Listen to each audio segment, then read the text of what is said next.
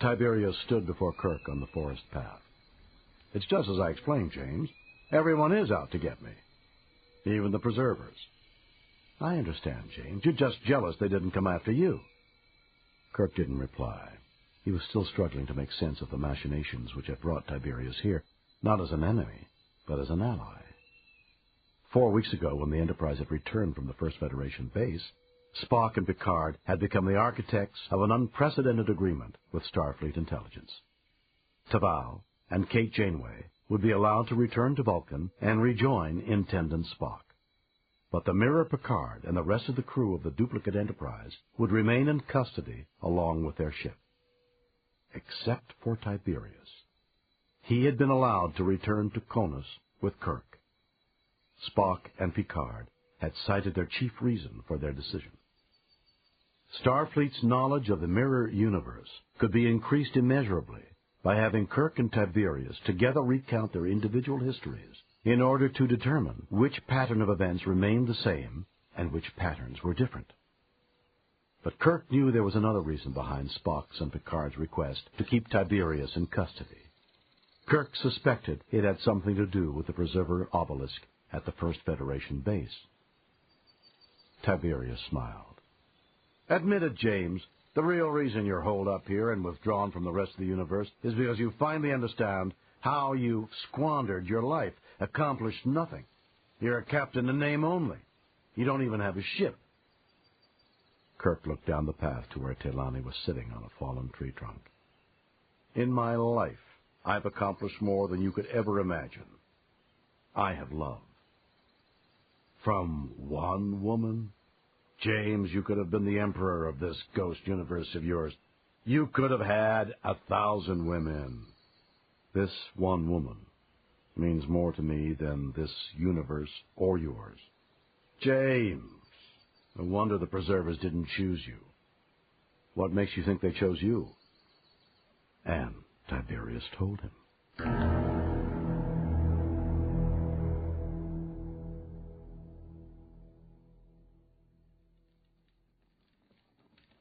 McCoy didn't like the way Kirk looked. In the blazing light of the hearth fire and torches of the Klingon Lodge's great hall, Kirk's pale face was splotched with red. "Didn't Jean-Luc stop to think that maybe this had something to do with me?" Spock, as usual, was unperturbed by his captain's emotional outburst. "We thought it might be best if you were free to focus on your family without distractions." Kirk glared at Spock, gestured towards Tiberius, who lounged in a chair near the lodge's massive fireplace. "You don't call him a distraction?" Tiberius sighed. "Ah, the memories this brings back. My own Spock and McCoy always at each other's throats, until Spock had McCoy executed for the good of the Empire." Spock spoke as if he hadn't noticed Tiberius's sudden grin. "Very well, Jim. What would you have us do?" Kirk's answer was to the point. "First, I want to talk to Jean-Luc. Captain Picard is on leave. He cannot be reached." "Don't give me that, Spock. I know what's going on. Tiberius just finished telling me your theory about the preserver obelisk at the base." "Then you know that at present we're engaged in determining the accuracy of our theory, and there is nothing you can add to that investigation." Kirk took a deep breath, his self-control clearly beginning to fray. "Spock, if you want to talk theory, you're 4 weeks too late. Tiberius is convinced that the preservers are after him personally. He believes that the preservers' actions show that they want to control the galaxy. And now the only thing on his mind is getting off Konis and going hunting for them himself. That's action, not theory. And if it turns out that the preservers are interfering in the development of the Federation, what we have to ask is why." Spock shook his head. "Unfortunately, Captain, we do not possess enough data to answer that question." "Then let's stop all this talking and go get it. Action, Spock, not theory. Get me Jean-Luc." McCoy recognized a command from the center chair when he heard it. So did Spock. Kirk was back, and he had a new mission. If the preservers were out there, McCoy thought, then with Jim Kirk on their trail, he almost felt sorry for them. Almost.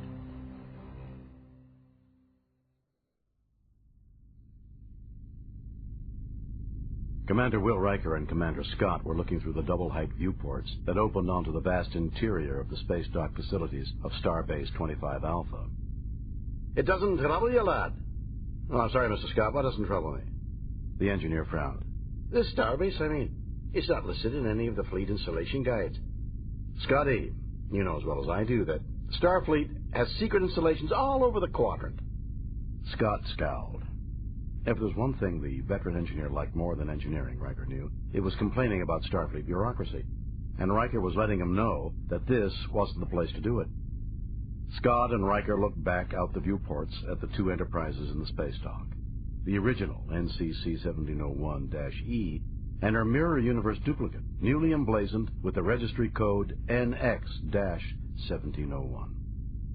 Both ships now showed no signs of their epic chase and battle at the First Federation asteroid base. Commodore Twining walked down the corridor toward the two commanders.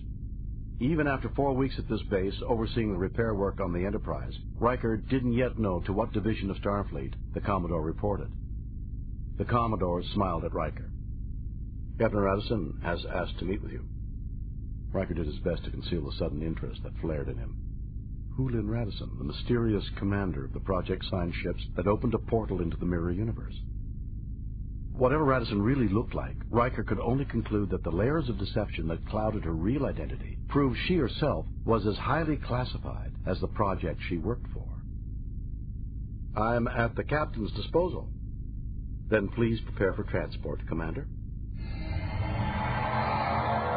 Twining and Scott and Starbase 25 Alpha dissolved into quantum mist as Riker was beamed away and reappeared on Mars. Riker turned to see a long trail of red dust hanging in the still air, churned up by the magnificent sorrel horse that galloped toward him. Astride the horse, riding bareback, was a young woman, no more than 20. She was in Starfleet uniform, and her rank was captain. The rider kicked up a leg and gracefully dismounted. She held out her hand. I'm Captain Radisson. Pleasure to meet you, at last. The pleasure is mine. Are we on a holodeck? Radisson laughed. It's my ready room, actually. You're on the Heisenberg. Pull up a rock, Commander. Riker looked over his shoulder and saw a cluster of black boulders a few meters away. To one side of them, a vividly green plant rose up out of the red desert. Riker chose a rock next to the green plant. So, do you study history, or is this just a good place to ride? Radisson's pleased smile was infectious, mischievous. Do you recognize where we are? Riker surveyed his surroundings. Early Mars, pre-revolution. Radisson nodded. This is Fort Lincoln. Riker sat up with renewed interest. He looked at the distant buildings. Then that dome is Gunderstotter's dome, where Rael Gunderstotter was assassinated when the consortium's militia blew out the membrane supports. The granting of independence to the Martian colonies was a turning point in the development of Earth's own world government. The recognition that all worlds are created equal. And this is the day, you know. In a few minutes, the charges will go off along the 30-kilometer wedge. 53 people will die instantly outside Gunderstotter's dome, and 12 more will die inside when the militiamen arrive and blow up its airlock.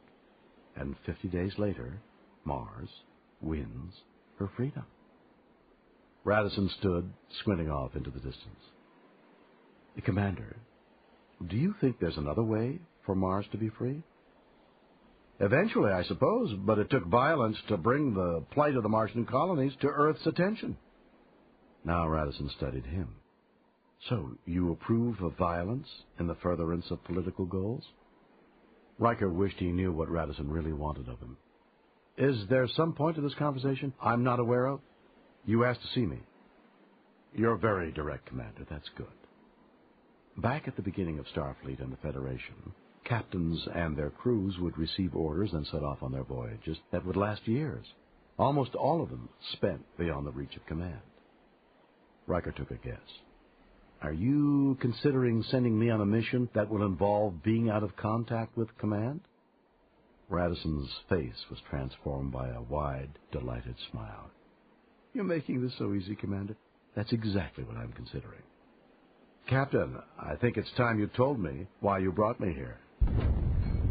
Before Radisson could reply, the ground beneath Riker's boots began to tremble as the pressure waves from the explosions ringing the crater finally reached his position. Riker at once knew what he was witnessing.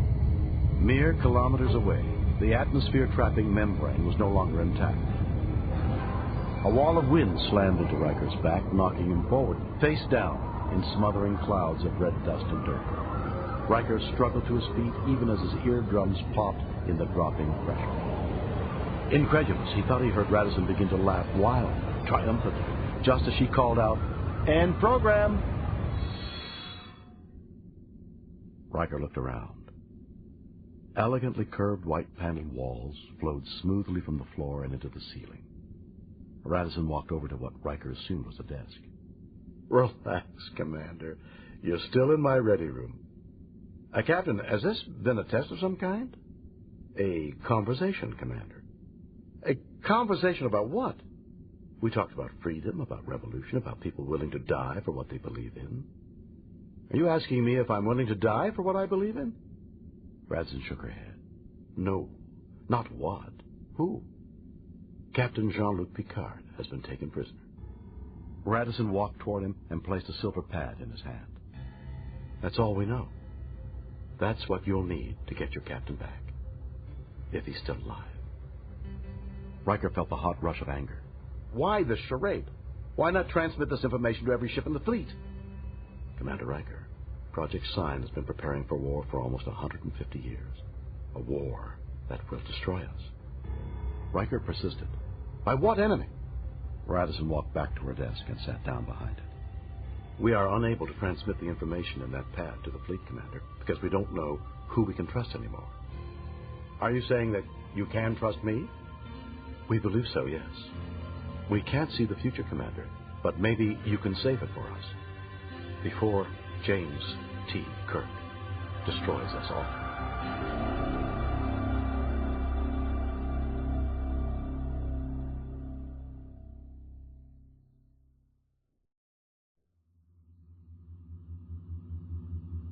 At least his kidnappers had arranged for a good ship, Picard thought. In his low-ceiling stateroom, he had a compact replicator with decent food fit for humans. The library had obviously been designed for a civilian passenger liner. Since Tesserl and Lept hadn't struck him as either criminal types or sport flyers, Picard concluded that the two psychohistorians were simply exceedingly well-funded. But by whom? And for what purpose? Picard saw Tesserl's face appear in a communications window on the library pad on the writing desk. We will talk with you now. You've had 3 days to talk with me. Picard hit the pad's off switch.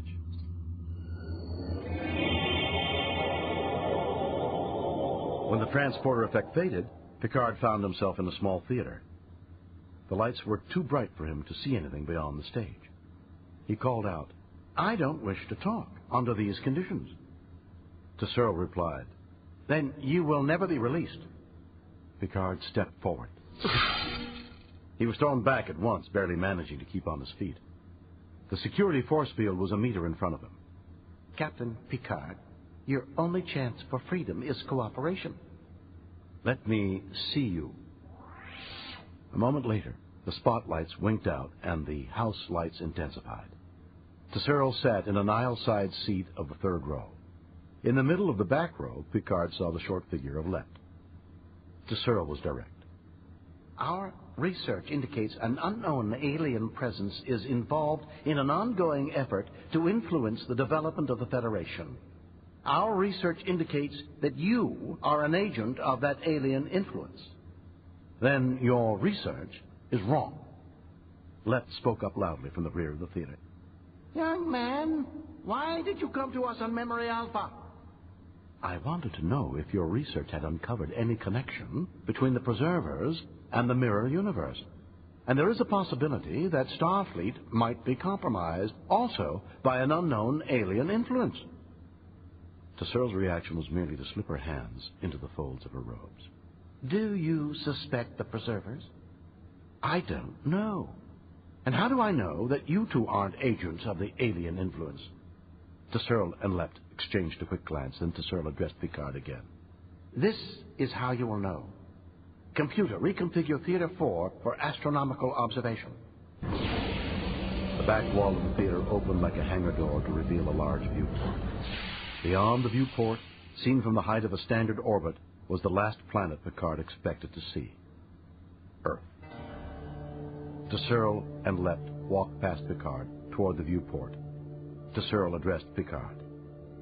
Do you recognize this world? Of course. It's Earth. But there was something about Tesserl's question that made him uneasy. He looked more closely at the planet before him. Nothing Picard saw resembled Jim Kirk's description of the mirror Earth, a dying planet. This planet was vibrantly blue and richly green. But when Picard looked to the planet's night side, he caught his breath in surprise. There were no cities, no transportation corridors, no sign of artificial lights of any kind. Tesserl explained. This world is not Earth. In Starfleet maps, it is Site 2713. Picard stared again at the landmasses and oceans. He didn't want to play any more games. What world is this?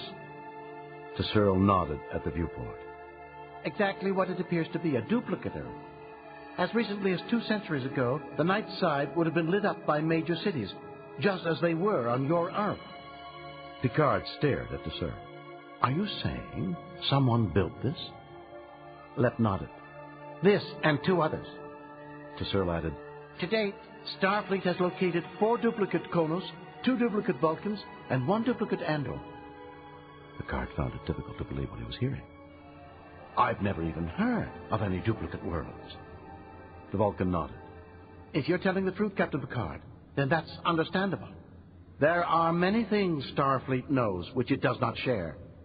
But why? Lepp waved a hand at the viewport. The technology behind this is incomprehensible. Then Lepp waved a crooked finger at Picard. You've made a mistake, young man. You didn't ask what happened to the cities down there, did you? Why? Because you already knew the answers. Tesserl held up her communicator. There was an accident on that planet, Captain Picard.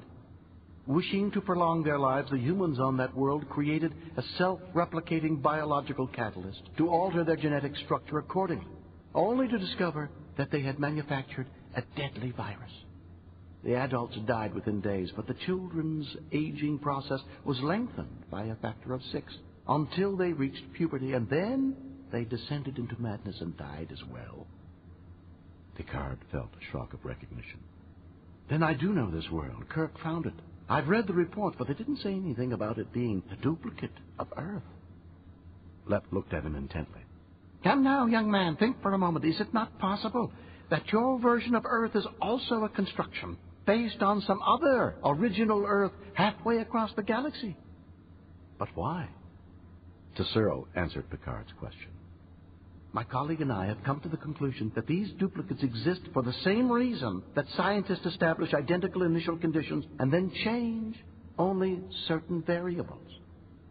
Picard was finding it difficult to draw sufficient breath. Your theory is that Earth, my Earth, is just an experiment? Lepp stated that conclusion with authority. We are property.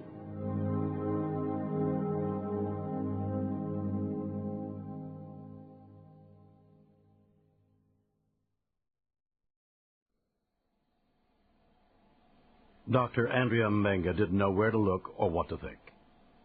She was in the pediatric center of First City's largest hospital, in Admiral McCoy's temporary office space, and she was watching the Admiral and Kirk go at each other as if at any moment one was going to throw a punch at the other. She had been on Konis for a month now as part of McCoy's ad hoc medical team, trying to understand and, if possible, treat the mysteriously afflicted child of Kirk and Telani of Chow. She watched as McCoy yelled at Kirk, I absolutely forbid it. I order you not to leave Konis. And have the 2 of you given any thought to what happens to your baby in the meantime? Bones, you said yourself the child will remain in stasis until the Romulans get here in 3 weeks. We'll come back, Bones, both of us, when it's time for us to be here. Jim, what can you do in 3 weeks? Tiberius has some ideas. McCoy half rose from his chair. Can you tell me how that psychopathic mass murderer ended up being on your side? Relax, Bones. Tiberius isn't on anyone's side but his own. But right now, the Preservers are our common enemy. He's bait. If the Preservers came after him once, maybe they'll come after him again. Mbenga was about to ask a question of her own, but just then her combadge spoke to her. Starfleet Communications to Dr. Andrea Mbenga. Please access them at once from a secure Starfleet Communications node. McCoy picked up a pad from his desk and held it out to her. You can use this to access your orders if it'll save you time. Mbenga took the pad, thanked him, then self-consciously input her identification codes. A Starfleet command text message appeared at once. Mbenga stared in disbelief as she told the two men, Christine McDonald's assignment has been changed. They've given her the Pathfinder, effective immediately. Kirk and McCoy at once offered her their congratulations and their good wishes to pass on to her captain. Mbenga nodded, but her attention had been diverted. The Pathfinder was an Intrepid-class ship, just like Janeway's legendary Voyager. But it was also twice the size of the Endurance. So, why... Kirk interrupted her thoughts. Is something wrong? No, sir. It's just that, well, Christine was scheduled to receive a new science vessel command, but not for another 6 months. It's a huge career move for the captain. Kirk reached out to shake her hand. I know our paths will cross again. He turned to McCoy. Bones, I'm going to make arrangements for a ship. Abruptly, Spock entered the room. Captain, I've attempted to contact Captain Picard to inform him of your plans, and he is missing. So is Commander Riker and the Enterprise. Mbenga stared at Kirk, having expected concern or outrage. But instead, he seemed elated. He was smiling. Gentlemen, it appears our opponents have made the first move. The next one is up to us.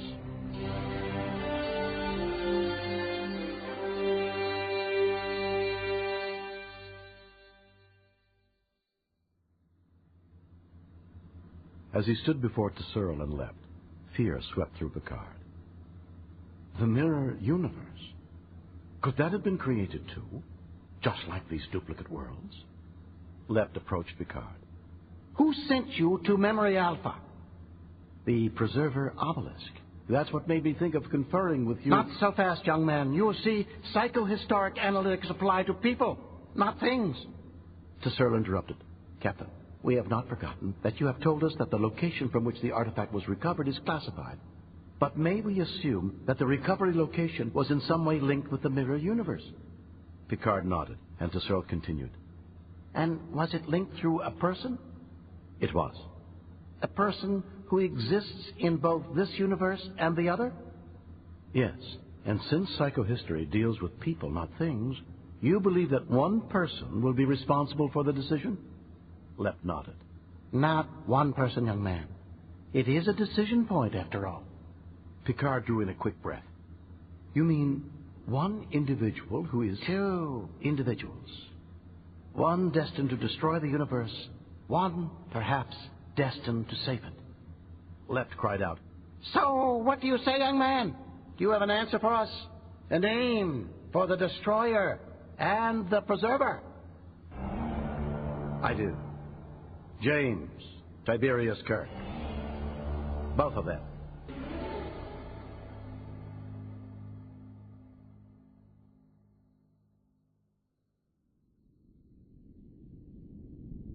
Intendant Spock's face was still twisted by undisguised hatred as he stared at Tiberius.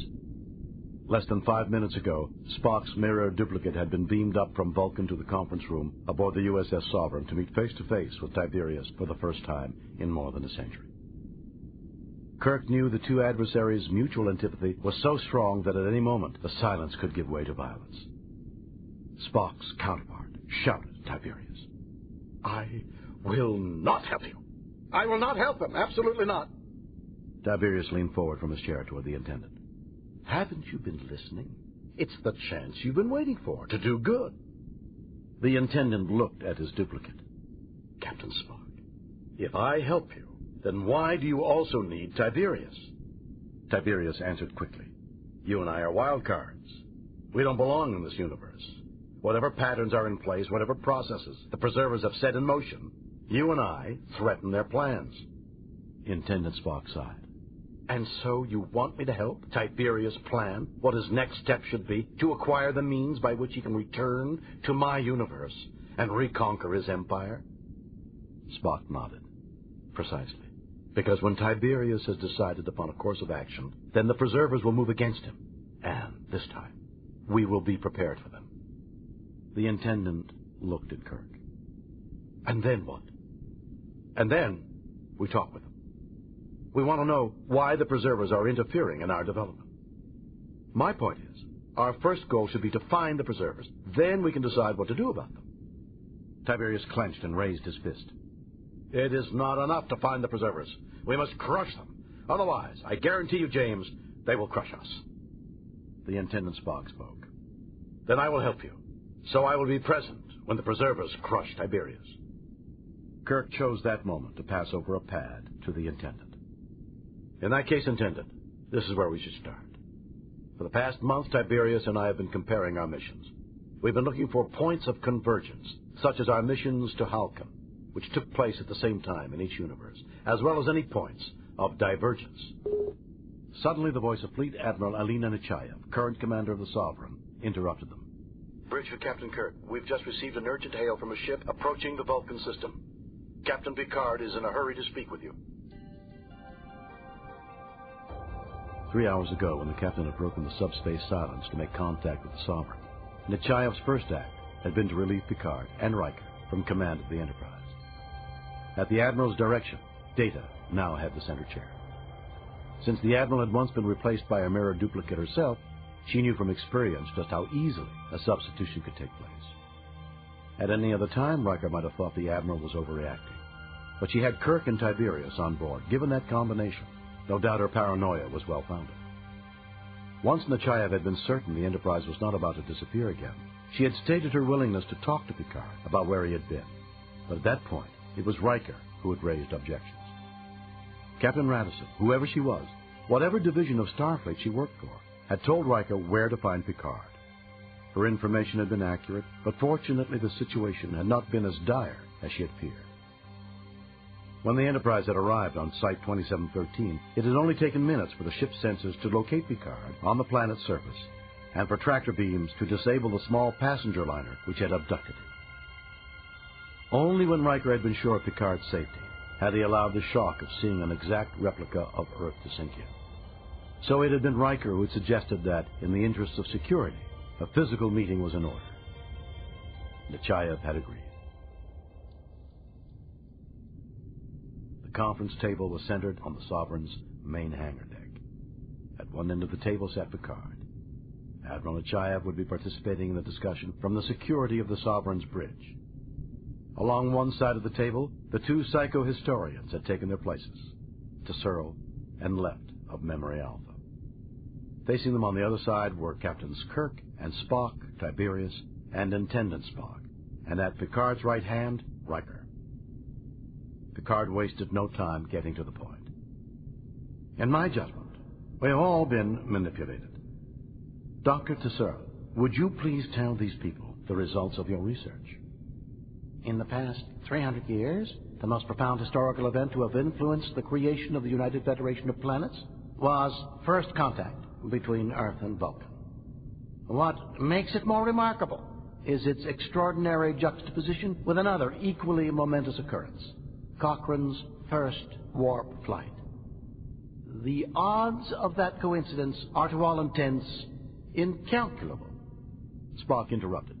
Are you implying that an outside agency knew that Cochrane was preparing to test a functional warp drive, and that it covertly diverted a Vulcan probe ship to be in range when the test occurred? Correct. Then Tesoro officially described what she termed were the most notable and inexplicable coincidences of Federation history. Riker listened in amazement, and some 20 minutes and 24 examples later, he found he was nearly convinced the entire Federation was under the control of beings little better than the old gods of Olympus. Admiral Nechayev immediately asked what was obviously to her the most critical question. Are we misinterpreting an accumulation of data created by a multitude of different species over eons of time? To answer her, Picard turned to Kirk. There is more, Jim. how did you get command of your enterprise? Kirk looked surprised by the question.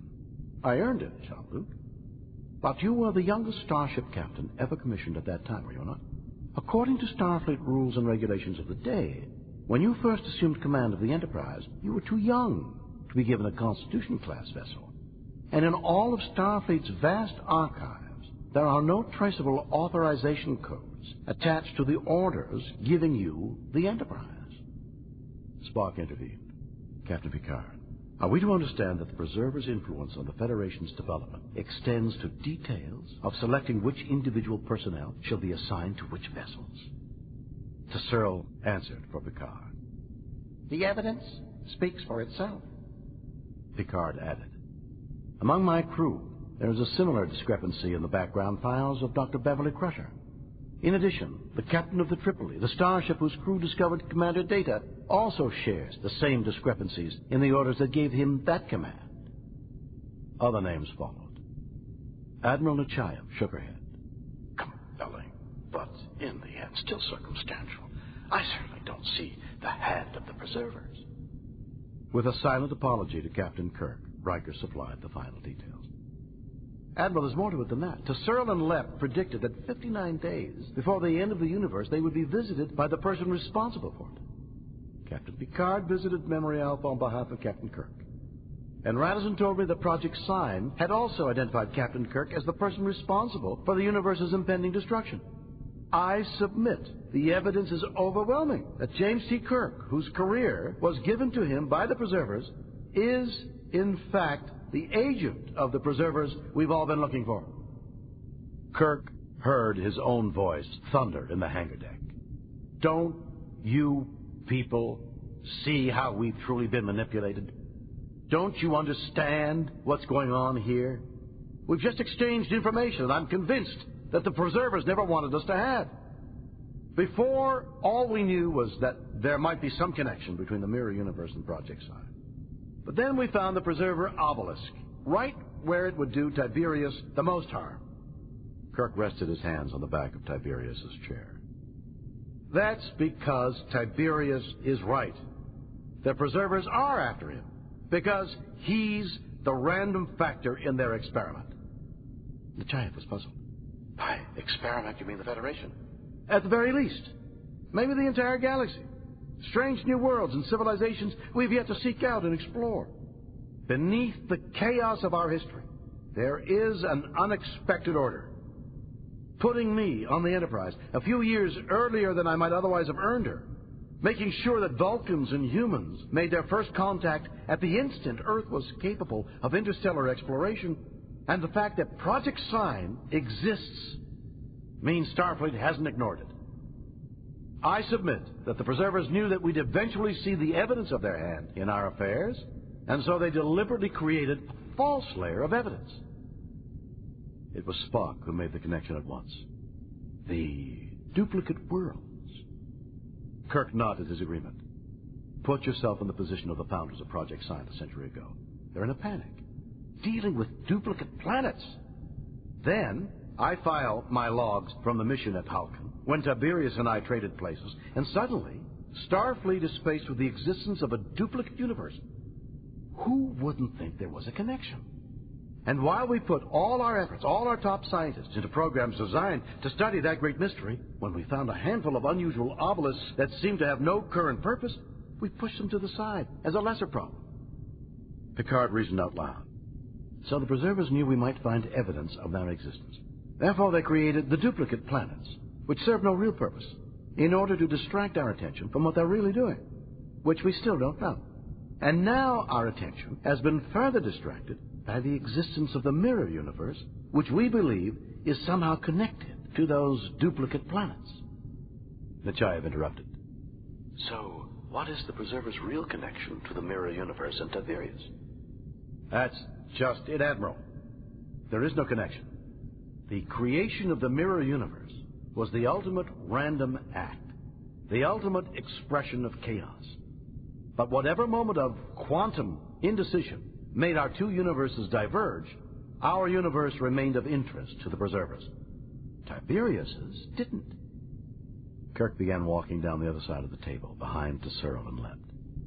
That's why the psychohistorians think of the mirror universe as a control group, though for the wrong reasons.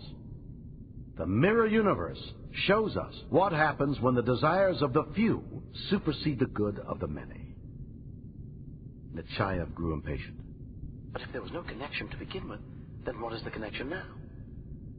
Spock tells me that science considers that an infinite number of parallel universes exist, constantly budding off from each other as quantum decision points are reached. But usually, those universes don't stay connected. The point is, there is only one other universe that has remained consistently linked to ours.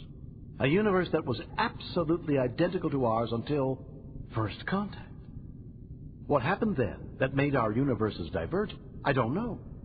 But I submit that whatever event led to the two universes separating, a roll of the dice, a flip of a coin, that event was random. An event that the preservers could not anticipate. Then, for 200 years, the mirror universe was like any other, except it wasn't separate.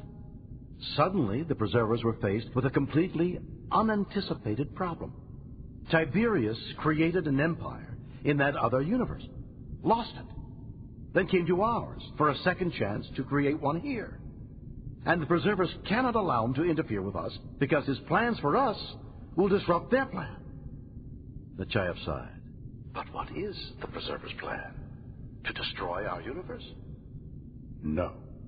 I think the events leading up to the destruction, which the psychohistorians have predicted, have nothing to do with the preservers, but everything to do with my counterpart. I think Tiberius is in a position to find some source of power, some lost alien technology, something that probably springs from our earliest missions, and then unleash it, destroying everything. Clearly, that's reason enough for the preservers to want to stop it. So, all we're missing is that source of power or alien technology. Kirk nodded. Exactly. Then, if you're right, how do we find it? We don't have to. All we need is for these scholars to use their expertise to analyze Starfleet's most recent senior personnel postings. I suggest that we will find an anomaly, someone given an assignment apparently not in line with their experience, and if we find that person and track that person, then we'll know where to find what Tiberius is destined to find. On the viewer, Nechayev's expression was completely unreadable. You're saying that our failure, Starfleet's failure, in identifying the true nature of our enemy rests in the very secrecy we erected to help protect ourselves? Even if you're correct, looking for a single anomaly, well, it can be done, but I believe the effort will take several more years than we apparently have left. Spock addressed the gathering. There is one overriding pattern. I suggest that though Tiberius may be the focus of the preservers' current activities, when viewed over time, it is you, Captain Kirk, who have been a focus of their ongoing activities. Spock turned back to the viewer. Admiral Nechayev, I propose that if we use Captain Kirk as the center of a causative web, I believe we will not have far to search for a staffing anomaly such as the one you described. Kirk felt a surge of elation. The end was in sight. Nechayev's voice took on added authority. I will permit the psychohistorians to access Starfleet Command's personnel database to search for the type of anomalies they described finding in the past. After all, how many captains do you know who've received new orders in the past few weeks? Suddenly, the solution hit Kirk like a phaser-bolt. The search wouldn't take hours. There was only one name to check.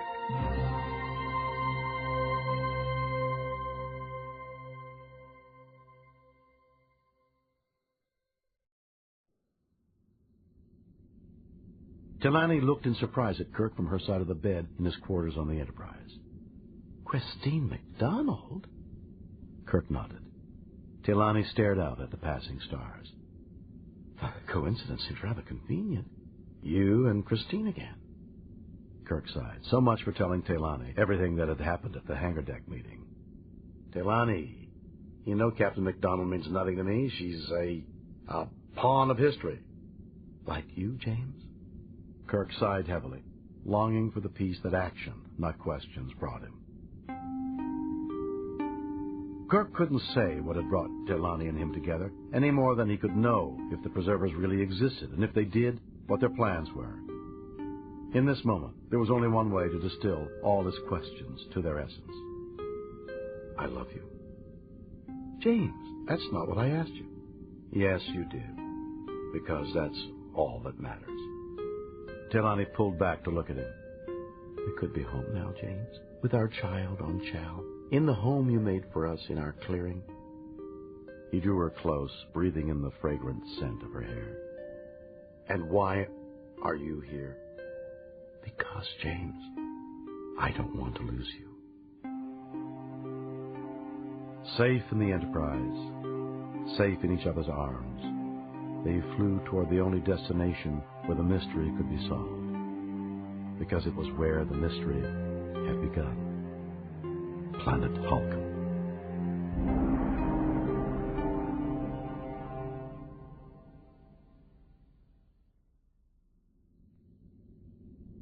In the observation lounge of the Enterprise, where Picard and his officers had gathered, Picard turned to Data. Mr. Data, what do we know about the planet Hulk? A great deal about nothing, sir. Computer, display the Hulk home world. A standard holographic globe materialized. The most notable aspect of Hulkan that Picard could see was its striking color. The planet's land masses were the color of bloodstone. The seas, a deep lavender. Data began his briefing. Hulkan is a world that has enjoyed total peace for most of its recorded history. It exists as a non-aligned planetary government within Federation space. Occasionally, the Hulkan Council does permit informal cultural, scientific, and educational exchange programs which they see as an opportunity to promote their system of nonviolence. The only other significant characteristic of the planet is its geological structure. The planet Hulkan has the largest known planetary concentrations of dilithium in the alpha and beta quadrants.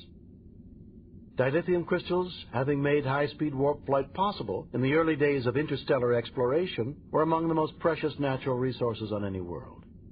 Today, they're virtually worthless because of the methods of recrystallizing fractured dilithium.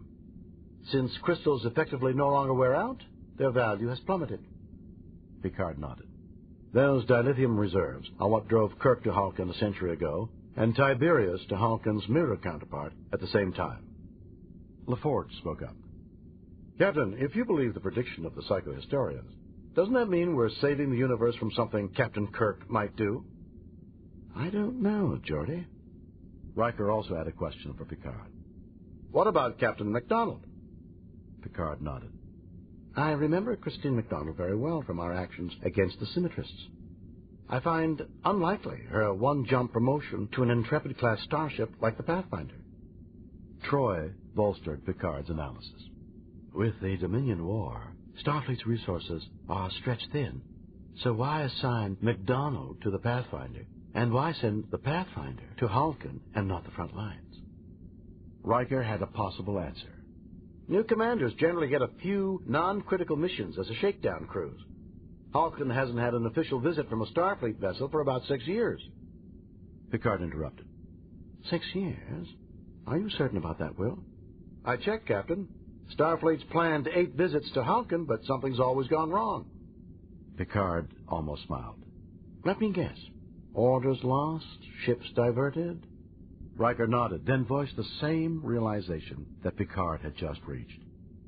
Ever since Kirk returned to the timeline, ever since that obelisk was placed in the first Federation base, someone has been preventing Starfleet vessels from visiting Hulkan. Picard stood up. Well, people, I believe we're traveling to the right place at the right time. The question is, who else will we find there?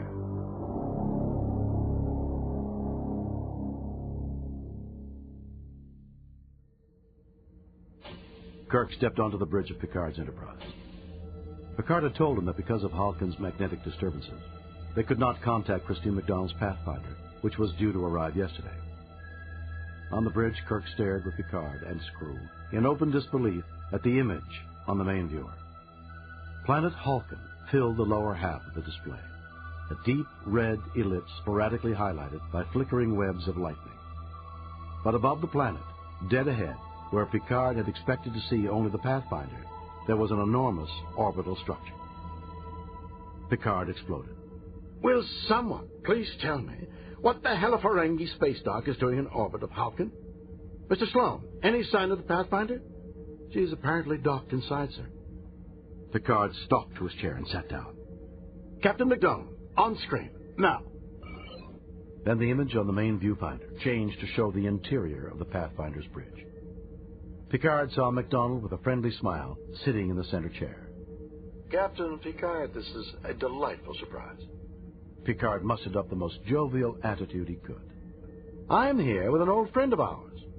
On screen, McDonald's eyes widened, then flickered with concern. Jim, Captain Kirk. Captain Picard, is there something going on Starfleet hasn't told me about? Nothing at all. Jim is helping me with some archaeological research, and, well, we had no idea another Starfleet vessel had arrived at Hawan. Kirk simply asked McDonald if Dr. Mbenga had arrived. She made it back to Earth with 3 minutes to spare. McDonald's young face turned somber. I was so sorry to hear about Telani and your child. Is there any news? We expect to know more in a few weeks. Picard addressed the main viewer. Captain McDonald, if I could ask you to stand by for just a moment. Picard hit a control, and the viewer switched back to an orbital view of the Ferengi space dock. And Mr. Sloan, any information on where that space dock came from? I'm uploading a database from a branch of the Ferengi Commerce Authority on Hawan. Picard frowned. The FCA is a branch of the Ferengi government. It generally builds dock facilities where it can establish a monopoly over a planet's import-export commerce. By Ferengi standards, there certainly isn't enough trade with Hawan to justify the construction of a facility of that size. Picard switched back to the Pathfinder bridge. Captain McDonald, I think it would be best if we met in person. I was thinking the same thing, Captain Picard. McDonald held his eyes a moment, then with a quick tap of her finger, she ended her visual feed. Picard turned to Data. I assume you scanned the space dock. Did you discover anything unusual? No, sir. It is a standard Ferengi design, though approximately 80% of the expected cargo handling infrastructure is still to be installed. Kirk found that interesting. So it's only a shell? Essentially, sir. How many ships are docked inside right now? The Pathfinder and one Ferengi Marauder-class starship, specifically the Leveraged Buyout, commanded by Damon Baryan under a private contract to the Space Dock Consortium. Kirk did a rapid, rough mental calculation. It seems to me that the space dock is virtually empty, but I wonder what's in its counterpart. Shock registered on Picard's face. Man, we've been looking for the preservers in the wrong universe. Kirk turned to LaForge. Do you have the schematics of the dimensional transport device? Of course, Captain Kirk. Can you replicate a version of it that will work with a cargo transporter? I don't see why not. Picard stood.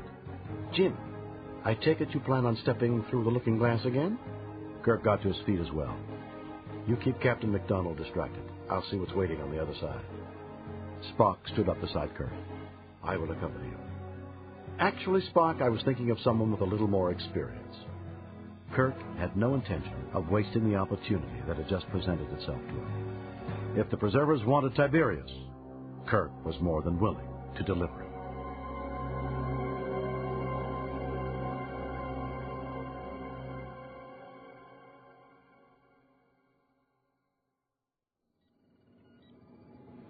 On the shuttle Percival Lowell, Kirk familiarized himself with the controls as Tiberius stretched out in the co-pilot seat. On the main hangar deck of the Enterprise, a crewman was waving 2 guide lights at him, directing him toward his target. Tiberius yawned as he looked ahead. Shouldn't you wait until the hangar doors are open? We're not going through the doors. Tiberius sat up, saw what was ahead. A cargo transporter. So you're taking me home. Just for a visit, Tiberius. When we get there, I could rip out your lungs, steal this ship, disappear forever. Kirk brought the shuttle onto the wide dematerializer pad of the cargo transporter, then turned to Tiberius. Keep in mind the callback signal that will beam us back to the Enterprise is all keyed to my quantum signature. In other words, you can return without me, but I can't return without you. Tiberius shifted in his chair so he could look directly at Kirk. What's going on? I want to take a tour of Hawan on your side of the mirror. LaForge announced over the comlink. Stand by for transport. Energizing. Halkan came into view. Kirk stared in dismay at the ugly, dark scars that wrapped around the planet's land masses. He was appalled at the destruction below him. Tiberius read his thoughts. James, I'm not responsible for the Alliance. The dilithium reserves did exist after all, and the Alliance helped itself to all the Empire's treasures. But you didn't come here looking for dilithium. The preservers? Kirk set the sensors to search for the phase transition compound unique to preserver obelisks as Tiberius continued talking. So you can offer me to the preservers as a sacrifice, so they won't destroy your universe? Kirk input the final program commands. I hadn't thought of that, but thanks for the idea. Kirk swiftly read the numbers on the displays. Whoever or whatever shared this orbit of Halkan, it was closing fast.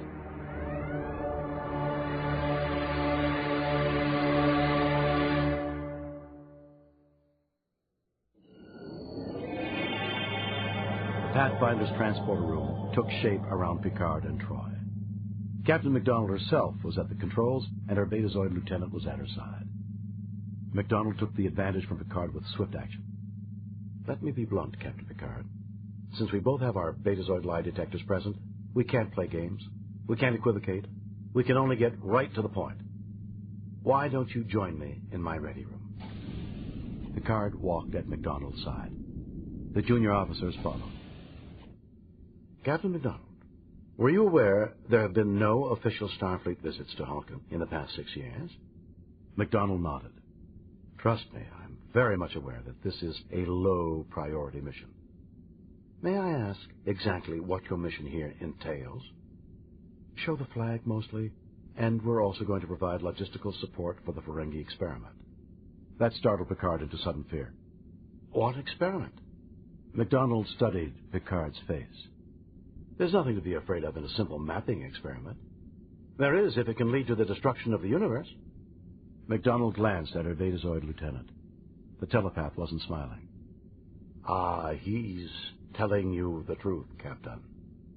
Picard then told MacDonald about the psychohistorians who predicted that the universe will be destroyed within a time frame encompassing the next 2 weeks, about Kirk and Tiberius's involvement, and about the manipulations of the preservers. MacDonald frowned, restlessly tapping the arm of her chair. Picard decided to refocus her attention. Their data also indicate that you, Captain MacDonald, were given this command because of the direct intervention of that alien influence. MacDonald jumped to her feet, her eyes ablaze. Where do I even begin to tell you how insane that story is? Captain MacDonald, please tell me about the Ferengi experiment to put my mind at ease.